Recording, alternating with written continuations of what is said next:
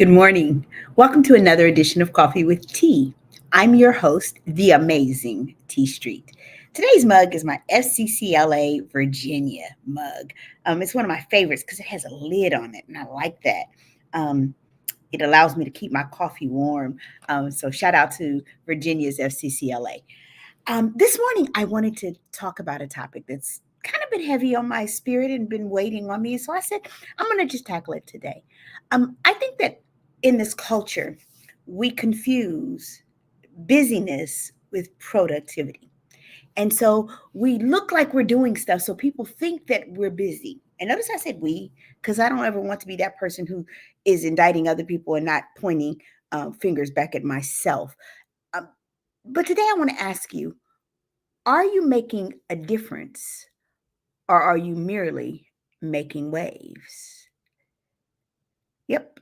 Are you making a difference or are you merely making waves? Because swimming and treading water are not the same thing.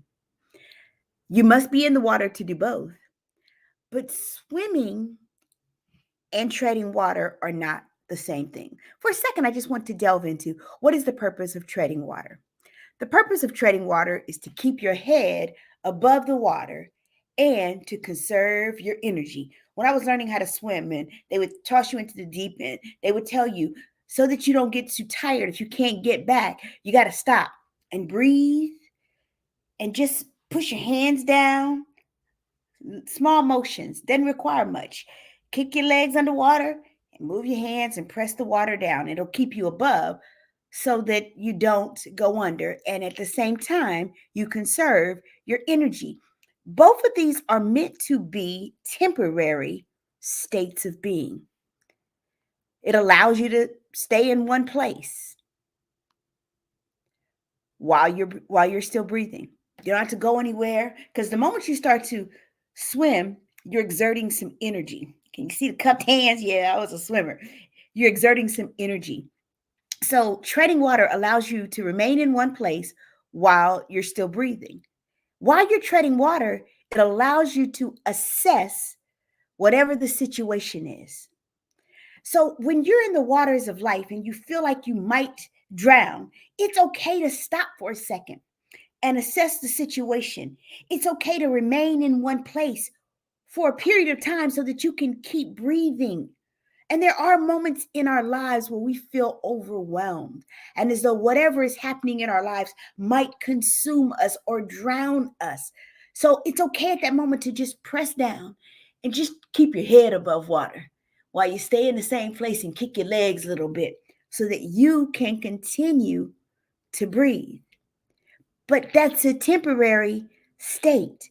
You're not meant to remain in the state of treading water because if you tread water, you will never get to the shore.